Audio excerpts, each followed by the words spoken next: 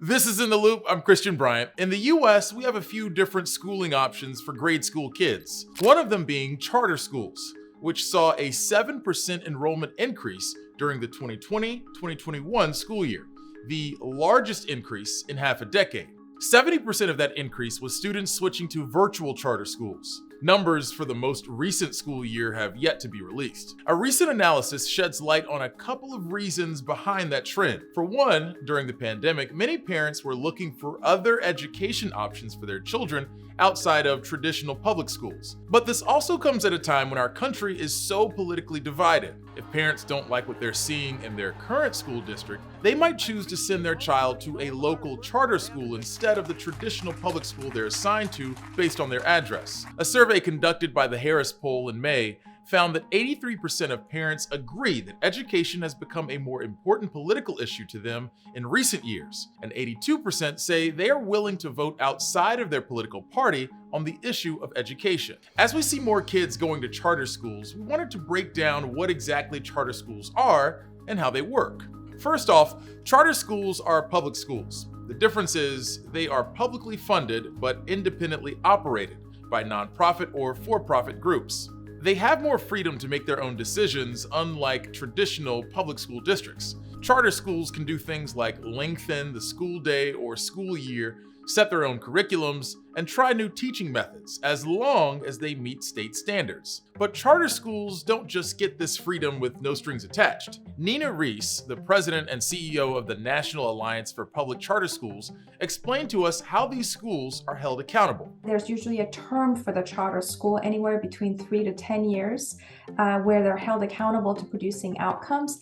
If they don't perform, the entity that's authorizing them can close them. They can also be closed if not enough families are interested in sending their kids to those schools. The first charter school law was passed in Minnesota in 1991, and the first charter school, City Academy, opened in St. Paul in 1992. City Academy focused on helping older students that dropped out of school and came from homes dealing with poverty and substance abuse. The founders wanted to create a school for kids who they believed were left behind or forgotten. The school still operates today. By 1995, 18 more states passed charter school laws. Fast forward to today, a total of 45 states have charter school laws. Oftentimes, charter schools have different missions and focus on helping a unique set of students. Some of them are focused primarily on closing the achievement gap. Others are focused on STEM. There is a good number of new schools that have been created focused on classical teachings. There are a few schools right here in Washington, D.C. that are focused on adult education.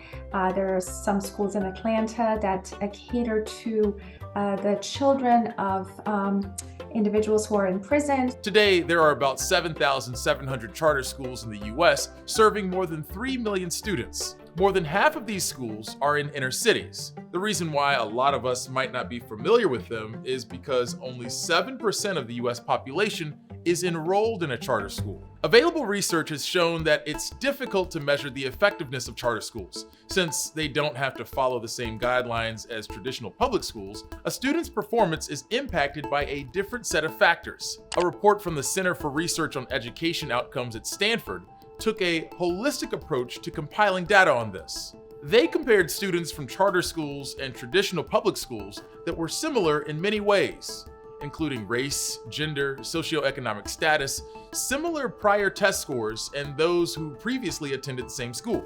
Their data found that in general, the outcome was about the same for both sets of students. Other reports also conclude that charter schools are no better or worse. Now, even though charter schools do give parents and students another choice in their education experience, there's been a lot of debate around charter schools over the years, and not everyone thinks they're a good idea. There's a whole can of worms to open up here in the debate over charter schools, but we're just going to give you a brief overview. The Network for Public Education, a public school advocacy organization that's concerned about the direction charter schools are heading, says there should be a pause on opening new charter schools. They conducted a report that found between 1999 and 2017, a quarter of charter schools closed after 5 years of opening, and almost half closed after 15 years. Carol Burris, the executive director of the Network for Public Education, co-authored that report, and she explained what sometimes happens to these school buildings when the schools shut down. They start a school the school fails, they sell the school to another for-profit operator, so they've made some money, and then another school comes into the building, which very often is another failing school. So you have kind of this constant churn. In some places, charter schools have become the majority of schools available to students. A Vice News report from 2020 found that in Detroit, Michigan, for example, about 100 charter schools opened between 1995 and 2015. During that same time frame, nearly 200 traditional public schools have shut down. When public schools start to disappear and your only choice is a charter school, and we see that happening in some neighborhoods in big cities, in Chicago, in Detroit, and in New Orleans, the choice that you have, well, there should be a warning that's on the door that says this charter school could close or this school could close at any moment. The Network for Public Education says even though some charter schools do well, there are systemic issues with these schools, like mismanagement, taking funds away from traditional public school districts, and a lack of democratic control. There are wonderful people in both charter schools and in public schools that get up every morning, and what they want to do is they want to do the best for kids. But unfortunately, the charter school system and the laws that have been created in many states have also made it ripe for people who want to take a profit. Until we correct that and go back to that original intent of charter schools, you're going to continue to see all of the churn and all of the problems and scandals that surround charter schools. Still, advocates for charter schools say it's all about providing more options for families. Polling shows that there's a good portion of the population that likes what a charter school is about and supports charter schools. And there's also a small cadre of individuals who will never be convinced that charter schools are a good thing for public education.